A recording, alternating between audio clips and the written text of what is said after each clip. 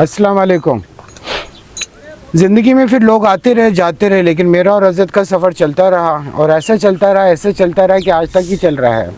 बात यही है कि लोगों का आना जाना ज़िंदगी में रहता है। अक्सर हम लोगों की वजह से जो है अपनी ज़िंदगी रोक लेते हैं और हम अपना सफ़र रोक लेते हैं, लेकिन मैंने और अज़त ने ज़िंदगी में जो है कभी भी सफ़र नहीं रोका। और जहाँ पे भी हमारी जुस्तजू थी, हमें तारीख़ से जो है प्यार था, लेकिन मुझे ऐसा लगता है कि तारीख़ को भी हमसे प्यार था। वो सारे पन्ने हमारे आगे खुले गए तो आज तक किसी के सामने नहीं खुलेंगे। जो तारीख़ हमसे छुपा दी गई, वो तारीख़ इस सदी में मुझे और अज़त को लाने को कहा। मैं और अज़त तारीख़ में इतने गुम हो गए कि आज भी ऐसा लगता है कि 1400 साल पुरानी बात है या 800 साल पुरानी बात है। अक्सर लोग किन चीज़ों में लगे हुए हैं, उनको देख के मैं हंसता हूँ, वो लोग मुझे देख के हंसते हैं। मैं आपसे बात कर रहा था नूरानी के सिलसिले में कि जब नूरानी में मेरा बहुत ज़्यादा आना जाना शुरू हुआ तो एक दफ़ा इत्तेफाक से एक ऐसा हुआ कि मोहब्बत फ़कीर पे अज़त लोगों ने हाज़िरी दी और मैं बाहर बैठ गया और मैंने देखा कि चारों तरफ जो है वो लोग जो है फूल ख़रीद रहे हैं, मज़ार पे जा रहे हैं, हाज़िरी दे रहे हैं। मोहब्बत फ़कीर पे जो है असूलन यहाँ के लोगों का ये होता है कि वहाँ पे ये हाज़िरी देते हैं, फिर आगे जो है वो नूरानी की तरफ जाते हैं। मोहब्बत फ़कीर के बाहर मैं बैठा हुआ था, अचानक फिर एक मलंग मिला। मेरी ज़िंदगी में मलंगों का बहुत ज़्यादा शुमार है, जिन्होंने बहुत सारी चीज़ें मुझे आके बताई, मैंने ढूंढी और उन चीज़ों को जाना। वो मलंग ने आते सारी मुझसे पूछा, क्या तू जानता है कि मोहब्बत फ़कीर कौन है? मैंने बोला नहीं, मैं नहीं जानता। तो मुझे बोला क्या तुझे पता है कि मोहब्बत फ़कीर जो है वो मौला के कदम यहाँ पे लेके आए थे? मैंने बोला नहीं, मैं नहीं जानता। मेरी जुस्तजू जो है और बढ़ गई और मैं उससे बात करने की कोशिश करने लगा। थोड़ी देर के बाद वो बैठा और मुझे कहता है तू चाय पिएगा? मैंने बोला मैं आपको चाय पिलाऊं? उसने बोला नहीं, मैं तुझे चाय पिलाता हूँ। उसने मुझे चाय पिलाई और मुझे कहा कि बस याद रख कि ये तेरे जानने की चीज़ें हैं और हम सारे लोग तुझे जो है बताना चाह रहे हैं। मैंने पूछा आप लोग क्या बताना चाह रहे हो? उन्होंने कहा कि मैं तेरी इतनी मदद कर सकता हूँ कि मोहब्बत फ़कीर जो है वो मौला अली के घर का खानसामा है। मेरे लिए जुस्तजू बढ़ चुकी थी क्योंकि मैं करबला होके आ चुका था। उसके बाद उसने मुझे बोला कि कदम भी वही लेके आया था। मैं सोचने शुरू हो गया। इतने में उसने मेरे आगे चाय रखी और अपनी चाय पी और कहा कि अच्छी तरह जान पहचान और इनको अपने करीब आने दे ताकि ये अपने बारे में तुझे बता सके। मेरी जुस्तजू जो है वो और ज़्यादा बढ़ने शुरू हो गई। इतने में अज़त आया और अज़त ने कहा कि भाई ये क्या कह रहा है? मैंने बोला हमेशा की तरह वही कह रहा था जो मेरे काम की चीज़ थी। मोहब्बत फ़कीर पे हाज़िरी देने के बाद जब मैं कदमगाह पे गया तो मेरी कदमगाह पे हाज़िरी जो है वो बिल्कुल ही नायाब तरीके से हुई, क्योंकि मैं जैसी कदमगाह पे गया तो कदमगाह वाले ने अज़त को बोला कि ये आपके साथ होते हैं? तो मैंने अज़त ने बोला हाँ। तो उसने जो है वो कदमगाह का जो है शीशा उठा के मुझे बोला आप हाथ लगाओ। मैंने हाथ लगाया तो मुझे ऐसा लगा कि मेरे जिस्म में करंट हो गया है और मैंने आंखें बंद कर ली। वहाँ पे मेरा जो है कनेक्शन कहाँ लगा ये फिर कभी आपको बताऊँगा। ये मोहब्बत फ़कीर की कहानी, ऐसी कहानियाँ चलती रहेंगी और मैं आपको बताता रहूँगा। नूरानी जैसा आप देखते हो उससे भी नायाब है। नूरानी है। कौन है? मौला अली के ये जो खानसामे रहे हैं मोहब्बत फ़कीर, ये कौन है? मोहब्बत फ़कीर के बारे में नूरानी सरकार ने ये क्यों बोला है कि मेरे पास आने से पहले मोहब्बत फ़कीर जाओ। ये मेरे लिए जुस्तजू और मेरे लिए जो है एक चैलेंज बन गया था और इस सारी चीज़ों को जानना था। और दूसरी बात कि नूरानी पे नेगेटिव पॉजिटिव जो कहानियाँ चलती थी वो क्या थी। मेरा सफ़र चलता रहा, आपका भी सफ़र चलता रहेगा।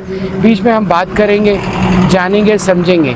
इतना मुझे पता लग गया था कि मेरे अंदर एक ऐसी शख्सियत आ गई है जो बहुत ही नायाब है। शायद इस सदी में शायद ही किसी को वो चीज़ें नसीब हो। मैं आपका दोस्त आसिम मलंग।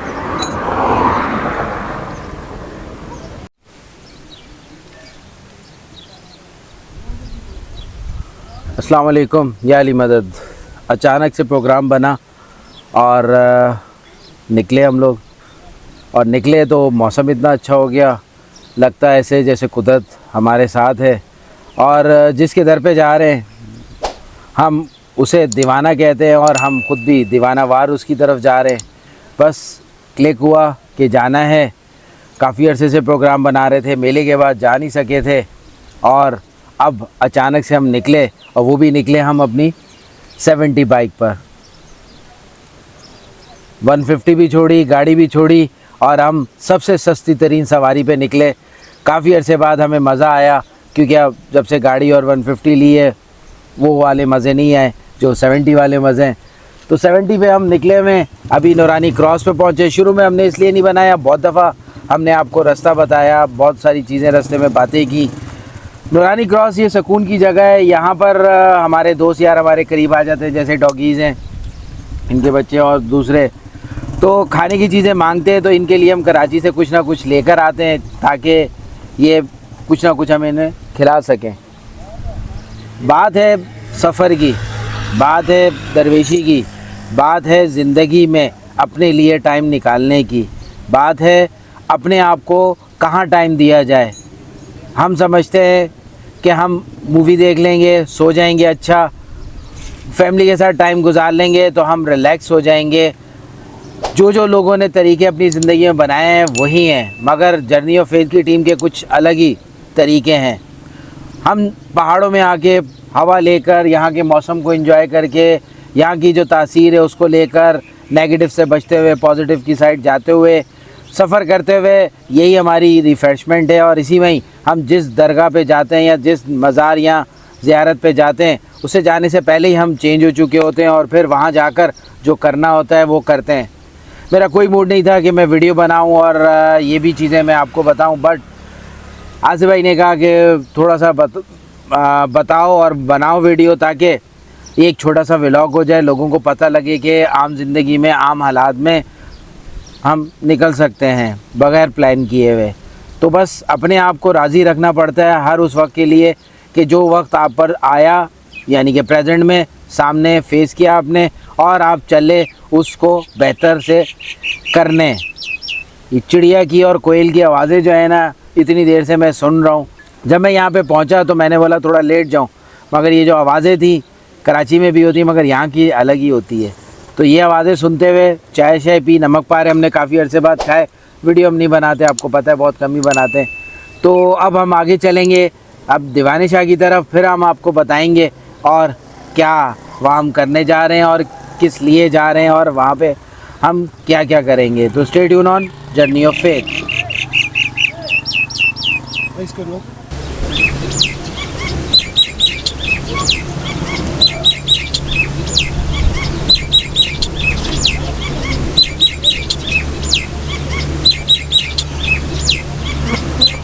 अज़द की अधूरी बात आपको मैं कंप्लीट कर देता हूँ। पुराने ज़माने में बैलगाड़ियाँ होती थी, घोड़ा गाड़ियाँ होती थी। अभी मेरे लिए मसला नहीं है कि अगर मेरे पास गाड़ी है तो मसला नहीं है, 150 है तो मसला नहीं है, 70 है तो मसला नहीं है। मैंने और अज़द ने कोई नेचर नहीं बनाया हुआ। हम लोग इन गाड़ियों को, हर चीज़ को ऐसे सहूलत देखते हैं, लेकिन हमने कभी भी इन चीज़ों को कमज़ोरी नहीं बनाई। 70 पे बैठने के बाद ऐसे लगता है कि मैं घोड़ा गाड़ी में बैठा हूँ, गाड़ी में बैठने के बाद घोड़ा गाड़ी पे बैठा हूँ, 150 पे भी बैठा हूँ, घोड़ा गाड़ी पे बैठा हूँ। आदत नहीं बनाई, लोगों ने आदत बनाई हुई। किसी को कमोड चाहिए, किसी को WC चाहिए, मुझे जो है सिर्फ पोटी करने के लिए जगह चाहिए होती है। पुराने ज़माने का हिसाब आज भी हमारी ज़िंदगी में है, मैटर नहीं रखता है। बलूचिस्तान की सिर्फ माहौल ही इतना अच्छा हो जाता है कि ये सारी चीज़ें साइड पे हो जाती हैं। लेकिन यहाँ पे आने के बाद भी जिन लोगों का नेचर होता है वो यहाँ पे भी एंजॉय नहीं करते। बदकिस्मत हैं वो लोग जिनको ये जगह नसीब होती है और वो इस चीज़ को अवेल नहीं कर सकते। और खुद किस्मत हैं हम वो लोग जिनको ये सरकार आज भी बुलाते हैं और पुरानी तारीख दिखाते हैं। मैं पीछे की तारीख में रहता हूँ, आगे क्या है कुछ नहीं। यूरोप जो 400 साल पहले है, नहायत ही बकवास जगह, सड़कों पे आप तस्वीरें खिंचवाते हो, मेरी तरह पहाड़ों में खिंचवाओ तो मज़ा आएगा।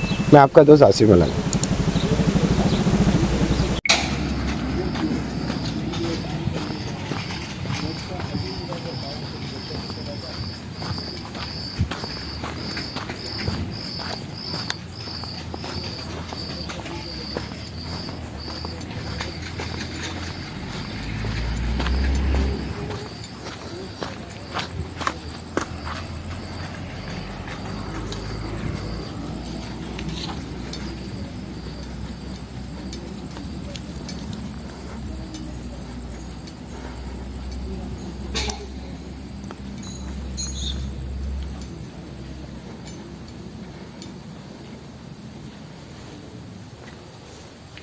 अस्सलाम वालेकुम। आज मैं दीवानी शाह पे हूँ। दीवानी शाह जो एक सैयद इमाम है, और आज मैं उन सब लोगों की हाजत जिन्होंने मुझे मुहर्रम में अपनी हाजत भेजी, और सारे उन लोगों को जिन लोगों ने मेरे साथ मुहर्रम में खिदमत की, और मौला हुसैन के ख़ानदान में उनके गम में शामिल हुए और ख़िदमत की और लंगर बांटा और सारे वो काम किए जो खिदमत से रिलेटेड है, ताकि अहले बैत को जो है वो आपकी खिदमत और आपकी हाजत जो है वो कबूल हो। दीवानी शाह इमाम ज़ादे जो इमाम मूसा काज़िम की हाल में से हैं, आज उनके दर पे जो है मैं मुहर्रम में आया, मुहर्रम के बाद आया हूँ ताकि इनके साथ मैं करबला का गम मना सकूँ। मैं कलंदर वलियों के पास अचानक मुझे हुक्म हुआ है कि जितने लोगों ने खिदमत की और जितने लोगों ने हाजत की और जितने लोगों ने जो है वो न्याज में जो है वो शेयरिंग की, इन सब के नाम की जो है वो यहाँ पे मोमबत्तियाँ जला रहा हूँ। बस जब भी आप ये वीडियो देखें तो आप नियत बनाएं कि आपकी हाजत, आपकी खिदमत और आपका गम का एज़ार जो है वो मौला हुसैन और मौला अली और उनका ख़ानदान कबूल फरमाए, और हमेशा आपका जो है हाथ देने वाला बने, लेने वाला नहीं बने, और इस ख़ानदान का साया जो है वो हमेशा आप पे रहे। मैं उन सारों के लिए दुआ करता हूँ जो मेरे साथ मुहर्रम में जिन्होंने ज्वाइन किया, और उनकी ख्वाहिश रही कि वो कुछ ना कुछ जो है वो मुहर्रम में कर सके। तो ये वो सारे लोगों की मोमबत्तियाँ हैं जिन्होंने मेरे साथ काम किया, अपनी हाजतें भेजी, ख्वाहिश रखी कि ये ख़ानदान जो है वो उन पे एक नज़र करम रखे, अपना साया रखे।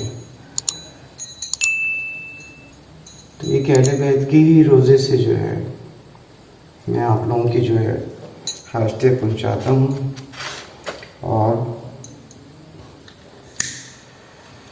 इनके पास आपको सुपुर्द करता हूँ कि खुदा इनकी वसीले से आप लोगों के घर की और आपकी परेशानियाँ और आपकी मोहब्बत इनके साथ जो है कायम दायम रहे, और हमेशा इस ख़ानदान का जो है वो साया आप पे रहे। आप जितने भी हाजत वाले हैं, खिदमत वाले हैं, इस वीडियो के साथ आंखें बंद करके अपने आप को महसूस कर सकते हैं कि आप मेरे साथ इस रोज़े पे हैं, और ये आपके नाम की जो मोमबत्तियाँ जल रही हैं, ये बिल्कुल आपकी ज़िंदगी में जो है वो एक रोशनी की तरह काम करे, और अहले बैत का साया हमेशा आपके सर पर रहे। ये वो इमामज़ादे हैं जिन्होंने अपने ख़ानदान के बाद एक गुमनामी की ज़िंदगी गुजारी, और आज भी ये सुनते हैं, समझते हैं ये दीवानी शाह हैं। ऊपर वाला आपको मौका दे और आप नियत बनाओ कि किसी टाइम पे दीवानी शाह के पास आपका बुलावा हो और आपकी खिदमत के लिए मैं खड़ा हूँ। और दीवानी शाह जो है वो आप पे अपने घर का, आपके घर पे और आपके ऊपर उतना साया रखे, और आपकी हर दिल की ख्वाहिश पूरी हो, और आपकी ज़िंदगी की जो है परेशानियां दूर हो। तो मैं ये आपके नाम की कैंडल जलाता हूँ, फिर दुआ में रखता हूँ। जब तक आपके पास ये वीडियो आएगी तो आप फील करोगे और आंखें बंद करोगे कि आप मेरे साथ यहाँ पे दुआ में हो।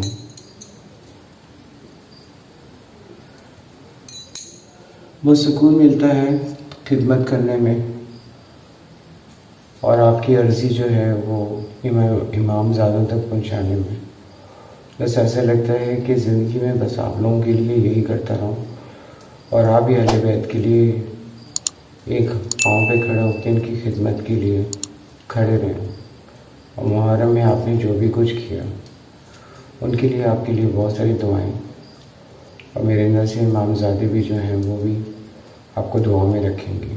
ये कैंडल का मकसद यही है कि मैं आपके लिए यहाँ पे एक ख्वाहिश की मोमबत्ती जला के जा रहा हूँ, ताकि ये इमामज़ादे जो हैं उस ख्वाहिश को समझ सकें और अल्लाह तक पहुँचा सकें और आपकी ज़िंदगी आसान हो सके। अस्सलाम वालेकुम।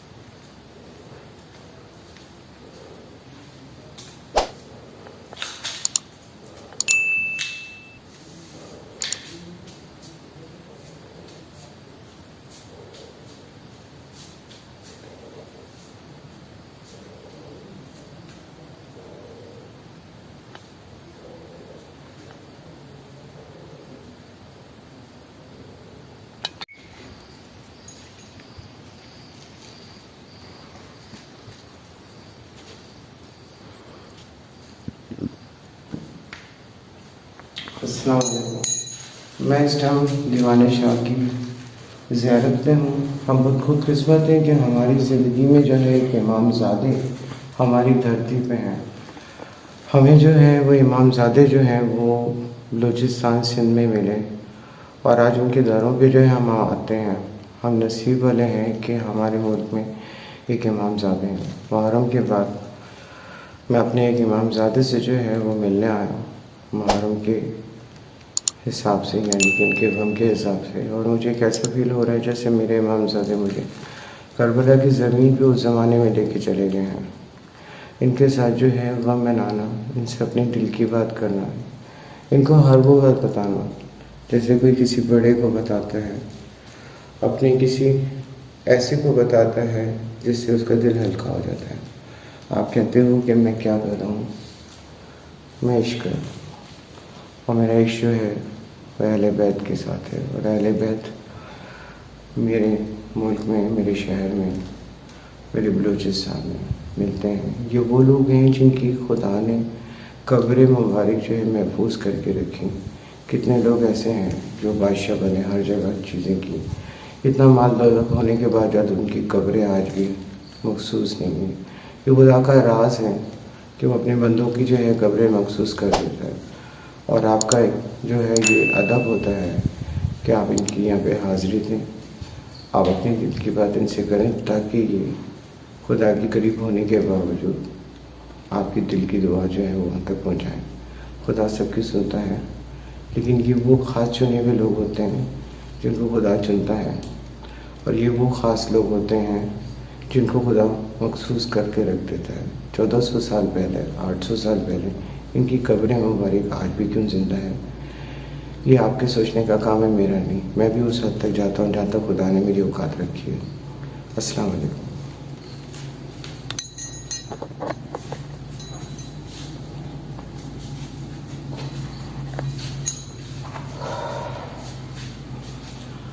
अस्सलाम वालेकुम या अली मदद। आज रात के इस पैर यहाँ पे मौजूदगी ये ज़ाहिर करती है कि ये कभी भी हमें भूलते नहीं हैं, कभी भी हर उस इंसान को नहीं भूलते जो इनसे दिल लगाते हैं, जो इनकी याद को अपने दिल में बसा लेते हैं। ये भी उन्हें हमेशा हर मौके पर, हर इवेंट पर याद रखते हैं। ये आज जर्नी ऑफ फेथ यहाँ पे मौजूद है। इस बात की गवाही है कि जितनी भी दुनिया में बड़े से बड़ा लोग या कोई भी आया, अगर वो अल्लाह के रास्ते पे नहीं चला, बेशक उसकी कब्र बनी, मगर आज तक उसकी कब्र से किसी को फैज़ नहीं मिला। ये वो हस्तियाँ हैं, वो अहले बैत हैं जिनकी कब्र मुबारक से भी फैज़ मिला, उनकी ज़िंदगियों से भी मिला, उनके कहने पे चलकर भी फैज़ मिला, उनकी बातें सुनकर भी फैज़ मिला और उनकी बातें आगे पहुंचाकर भी फैज़ मिला और उनके नक्शे कदम पे चलते हुए भी फैज़ मिला। तो आपने डिसाइड करना है कि आपने कैसा रहना है फ्यूचर में। इन बातों में से कोई भी एक बात आप पकड़कर अपनी ज़िंदगी का हासिल बना सकते हैं।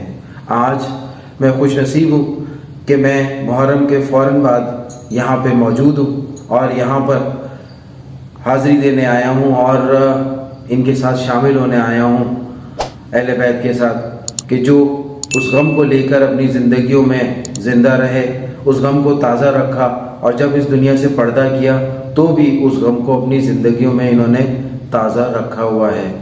बस नज़र देखने की है, सोचने की है और अपना एंगल चेंज करने की है कि आप क्या करते हैं इन दरों पर आकर। इनसे दोस्तियाँ, इनसे मोहब्बत उन्स पैदा करते हैं या मांगने का ज़रिया बना लेते हैं या फिर इनको नहीं मानते। अस्सलाम वालेकुम या अली।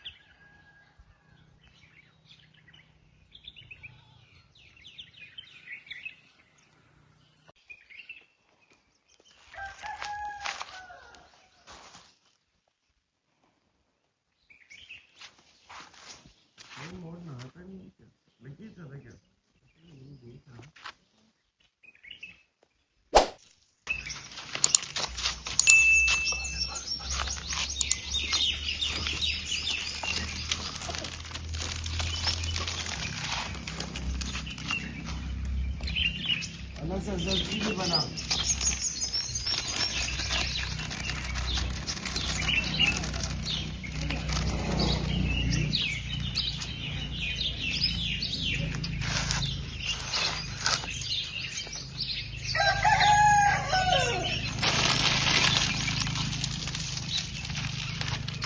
पहली बार इतने मोर, यानी कि माशाल्लाह से ये एक पेयर है और भी है मोर, और पहली बार मोर को खिलाया मैंने लाइफ में। और ये कुछ और मांग रहा है, फोटो खिंचवा। ये देगा, ये जो है आपके साथ ट्विनिंग कर रहा है कि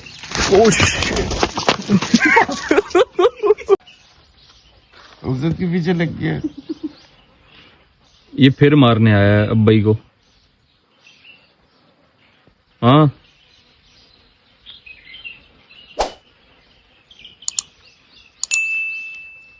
चेक करने आया। मेरी फट रही है भाई अब।